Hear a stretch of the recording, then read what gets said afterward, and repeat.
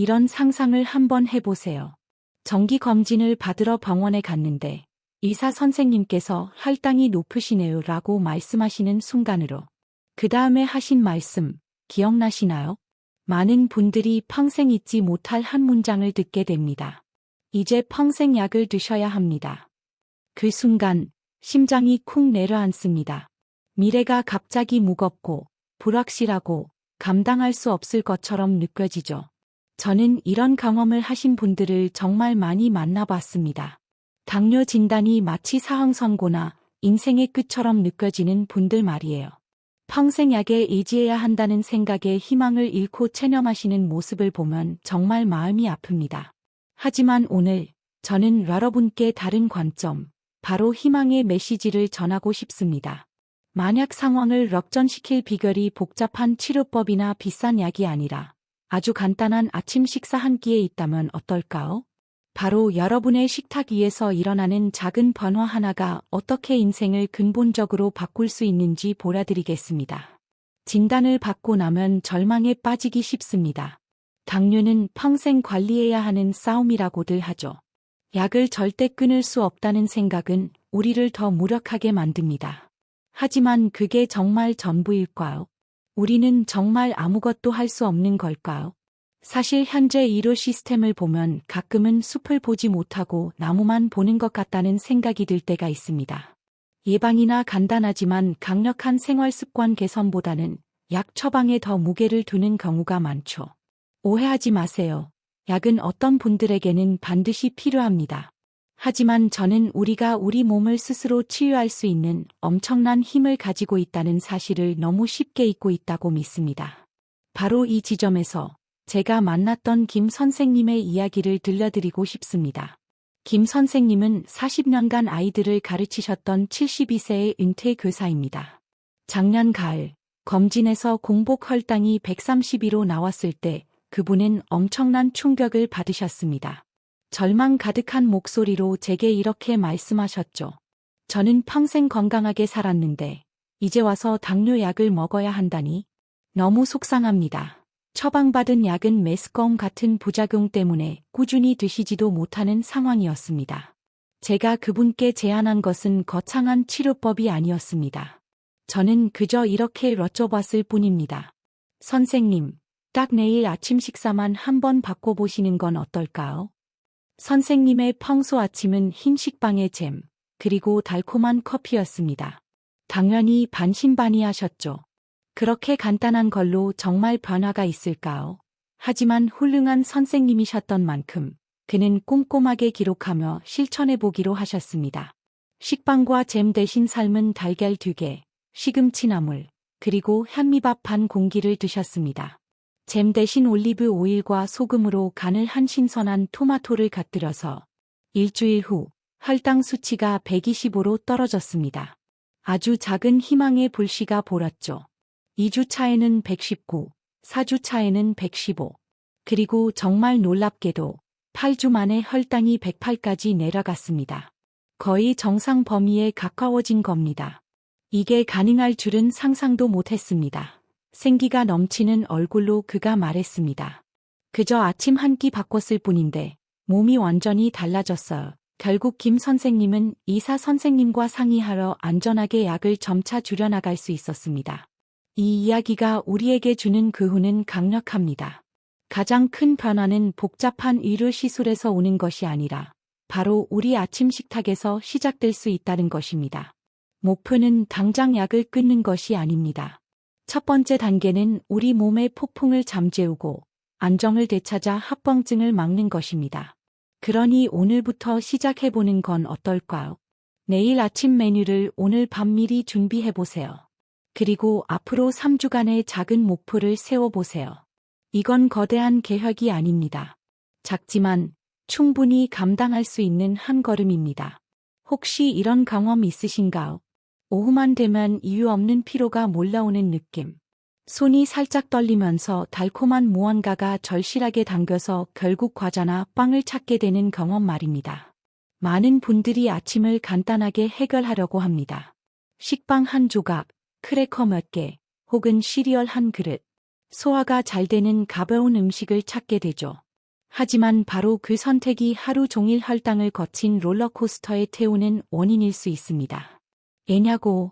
하루의 첫 식사가 그날 전체의 혈당 곡선을 결정하기 때문입니다. 단순 탄수화물 위주의 아침 식사는 혈당을 하늘로 치솟게 했다가 곧바로 땅으로 곤두박질치게 만듭니다. 혈당이 추락하면 우리 몸은 피로를 느끼고 또다시 설탕을 갈망하게 되죠. 바로 악순환의 시작입니다. 매일 이 악순환을 겪고 계셨던 오정혜 님의 이야기를 들려드릴게요. 68세의 오정혜 님은 30년간 사랑받는 작은 식당을 운영해 오셨습니다. 아침은 늘 분주했기에 식사는 항상 잼을 바른 식빵 2조각으로 급하게 해결하셨죠. 손님들 음식 챙겨주다 보면 정작 제 아침은 제대로 챙길 시간이 없었거든요. 그녀는 지친 미소와 함께 말했습니다. 문제는 매일 오후 2시만 어김없이 찾아오는 떨림과 어지러움이었습니다. 전형적인 혈당 강화 증상이었죠. 그럴 때마다 급한 불을 끄기 위해 가게에 있는 과자나 음료수를 드셨습니다. 잠시는 괜찮아졌지만 저녁이 되면 극심한 갈증과 잦은 소변으로 고생해야 했습니다. 혈당이 다시 치솟고 있다는 신호랐죠. 공복 혈당 128, 당화혈색소 6.8%라는 검진 결과를 받았을 때 그녀는 비로소 사태의 심각성을 깨달았습니다. 이러다 정말 큰일 나겠다 싶었어. 사랑하는 식당 일도 더는 못하게 될까 봐 덜컥 겁이 났죠. 그래서 오정혜 님과 저는 아침 식사 혁명을 시작하기로 했습니다. 잼 바른 식빵 대신 삶은 달걀 1개, 살짝 데친 브로콜리와 당근을 넣은 작은 샐러드, 그리고 통밀빵 1조각으로 식단을 바꿨습니다. 처음에는 걱정하셨죠. 이렇게 많이 먹어도 괜찮을까요? 하지만 이내 이 식단이 훨씬 오랫동안 든든하고 만족스럽다는 걸 발견하셨습니다. 가장 놀라운 변화는 2주 후에 나타났습니다. 오후 2시의 떨림과 어지러움이 사라진 겁니다. 완전히요. 정말 신기해요. 예전엔 시계를 안 봐도 몸이 먼저 2시라고 소리를 쳤는데 이젠 그런 느낌이 전혀 없어요. 자연스럽게 오후 간식을 찾는 일도 없어졌고 저녁의 갈증과 소변 문제도 눈에 띄게 좋아졌습니다. 한 달 후 추적 검사 결과가 나왔습니다. 공복 혈당은 115, 당화혈색소는 6.2로 떨어졌습니다. 오정혜 님은 정말 기뻐하셨습니다. 식당 일이 훨씬 수월해졌어. 손님들한테도 더 친절해진 것 같고 그녀의 얼굴에 환한 미소가 번졌습니다. 이처럼 단백질, 채소, 통곡물이 균형 잡힌 아침 식사는 하루 종일 혈당을 잔잔한 강물처럼 유지해 줍니다. 셔츠의 첫 단추를 제대로 끼우면 나머지 단추는 저절로 맞춰지는 것처럼 말이죠. 혹시 여러분도 오후에 피로감과 싸우고 계신다면 내일 아침 작은 변화를 시도해보세요. 냉장고에 채소 먼저, 단백질 넉넉히, 탄수화물은 조금만, 이라고 적은 메모지를 붙여두는 건 어떨까요? 당뇨에 좋은 음식에 대한 정보는 아마 넘쳐나게 들어보셨을 겁니다. 하지만 막상 무엇을 어떻게 먹어야 할지 생각하면 좀 막막하지 않으신가요? 오늘은 연구를 통해 그 효과가 입증된 3가지 놀라운 식품에 대해 이야기해 볼까 합니다. 바로 계피, 사과 식초, 그리고 기리, 오트밀입니다. 하지만 잠깐, 좋다고 해서 무작정 드시면 안 됩니다. 제대로 된 효과를 보려면 올바른 사용법을 알아야 하거든요. 계피는 인슐린이 더 효율적으로 일하도록 도와 혈당을 낮추는 데 탁월합니다. 사과 식초는 식전에 마시면 식후 혈당이 급격히 오르는 것을 막아주죠. 기리에 풍부한 베타글루칸이라는 섬유질은 혈당 조절의 숨은 영웅입니다. 문제는 많은 분들이 이 좋은 정보를 잘못 적용한다는 점입니다. 계피를 너무 많이 먹거나 사과 식초 원액을 그대로 마시거나 설탕이 잔뜩 들어간 인스턴트 오트밀을 선택하는 식이죠. 이런 실수를 직접 경험하셨던 박혜람 님의 이야기를 들려드릴게요. 74세의 박혜람 님은 작은 텃밭을 가꾸는 것을 낙으로 삼는 분이셨습니다. 당화혈색소가 7.1%로 나오자 식단에 깊은 관심을 갖기 시작하셨죠. 인터넷에서 계피가 좋다고 해서 매일 물에 2큰술씩 타서 마셨어. 사과 식초도 원액으로 1컵씩 마셨고 그녀의 마음은 진심이었지만 방법이 잘못되었습니다. 며칠 지나지 않아 속이 쓰리고 메스꺼운 증상이 나타났습니다. 과도한 계피 섭취는 간에 부담을 줄 수 있고 희석하지 않은 식초는 식도와 이를 자극할 수 있거든요. 하지만 가장 큰 실수는 아침 식사에 있었습니다. 건강을 이한다며 달콤한 요거트를 넣은 인스턴트 오트밀을 드시고 계셨던 겁니다. 길이가 좋다니까 매일 먹었는데 오히려 혈당이 더 불안정해지는 것 같았어요. 그 이유는 시판되는 인스턴트 오트밀 대부분이 가공 과정에서 혈당 지수가 높아지고 상당한 양의 설탕이 첨가되기 때문입니다. 그래서 박혜람 님과 저는 제대로 된 방법을 찾아 나섰습니다. 첫째, 계피 섭취량을 하루에 반 티스푼 정도로 줄였습니다. 아침 오트밀에 살짝 뿌리거나 차로 우려 마시는 정도로. 둘째, 사과 식초는 큰 물 한 컵에 한 큰술을 희석해서 식사 30분 전에 마시도록 했습니다. 그리고 가장 중요한 변화, 바로 길이였습니다. 인스턴트 오트밀 대신 가공이 덜 된 롤드 오츠로 바꾸었습니다. 여기에 계피 가루 약간, 설탕이 든 요거트 대신 무가당 그릭 요거트 한 스푼, 그리고 견과류와 베리류를 조금 올려 자연스러운 단맛을 냈습니다. 처음엔 좀 밋밋했는데 일주일쯤 지나니 이게 훨씬 더 고소하고 맛있더라고. 박혜람 님은 이 새로운 아침 식사를 3주간 꾸준히 실천하셨습니다. 가장 놀라운 점은 오전 내내 포만감이 유지되었다는 것입니다. 예전에는 럴시만 되면 간식을 찾았는데 이제는 점심시간까지 배고픔을 느끼지 않으셨죠. 한 달 후 공복 혈당은 135에서 122로 떨어졌습니다. 텃밭일할 때도 힘이 더 나는 것 같아요. 그녀가 활기차게 말했습니다. 박혜람 님의 경험은 우리에게 중요한 교훈을 줍니다. 아무리 좋은 음식이라도 올바른 방법으로 섭취해야 한다는 것 기억하세요. 핵심은 적정량과 올바른 형태입니다. 아는 것이 힘이 아니라 제대로 아는 것이 힘입니다. 혹시 이런 상황에 처한 적 없으신가요? 현미밥이 건강에 좋다고 해서 열심히 챙겨 먹었는데 혈당 수치는 생각만큼 좋아지지 않아 실망하신 경험 말입니다. 혹은 단백질 위주로 식단을 바꿨는데도 여전히 오후만 되면 졸음과 싸우고 계신 분도 있을 겁니다. 이런 문제들은 대부분 우리가 음식을 먹는 방법의 작은 차이에서 비롯됩니다. 음식의 순서나 심지어 식사 시간 같은 것들이 혈당 관리에 결정적인 역할을 할 수 있거든요. 이 사실을 직접 경험하신 윤도혜 님을 소개해드리고 싶습니다. 66세의 윤도혜 님은 30년간 택배기사로 일하다 최근에 은퇴하셨습니다. 바쁜 현직 시절에는 건강을 챙길 여유가 없었지만 은퇴 후 본격적으로 혈당 관리에 나섰죠. 현미밥이 좋다니까 매일 갓 지은 따끈한 현미밥을 한 공기씩 챙겨 먹었어요. 반찬도 채소 위주로 신경 썼고 그는 정말 성실하게 실천하셨습니다. 하지만 3개월이 지나도 공복 혈당은 130 언저리에서 좀처럼 내려오지 않았습니다. 점심 식사 후에도 문제가 있었습니다. 오후 1시만 되면 견딜 수 없는 졸음이 쏟아져 소파에 누워 낮잠을 자는 것이 일과가 되었습니다. 은퇴했으니 낮잠 자는 게 당연한 줄 알았는데 나중에 보니 그게 혈당 때문이더라고. 그때 저는 윤도혜 님께 5가지 간단한 수정을 제안했습니다. 단백질 파워업, 아침에 달걀 하나 드시던 것을 2개로 늘리고 다른 끼니에 생선이나 두부를 추가하시도록 했습니다. 채소 먼저, 밥을 먹기 전에 나물이나 샐러드 같은 채소 반찬을 몇 젓가락 먼저 드시도록 했습니다. 찬밥의 마법, 이것이 가장 큰 변화였습니다. 갓 지은 따뜻한 밥도 맛있지만 식힌 밥이 혈당 관리에는 더 좋습니다. 밥이 식으면서 일부 전분이 소화가 느린 저항성 전분으로 변하기 때문입니다. 저녁에 밥을 지어 냉장고에 보관했다가 다음 식사 때 살짝 데워 드시라고 권했습니다. 규칙적인 식사 시간, 은퇴 후 자유로워진 식사 시간을 오전 7시, 12시, 오후 6시로 고정했습니다. 일관성이 핵심입니다. 새콤한 맛 더하기. 피클이나 초절임 같은 발효된 새콤한 반찬을 곁들이도록 했습니다. 윤도혜 님은 이 5가지 원칙을 꼼꼼하게 실천하기 시작하셨습니다. 처음엔 식은 밥을 데워 먹는 게 좀 어색했는데 일주일 지나니 오히려 속이 더 편하더라고. 놀라운 변화는 2주 만에 나타났습니다. 점심 후의 졸음이 사라졌습니다.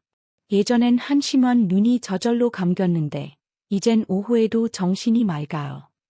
한 달 후 공복 혈당은 120으로 떨어졌습니다. 수치상으로는 10에서 15 정도 차이지만 몸이 느끼는 변화는 완전히 달라요. 3개월 후에는 더 큰 변화가 찾아왔습니다.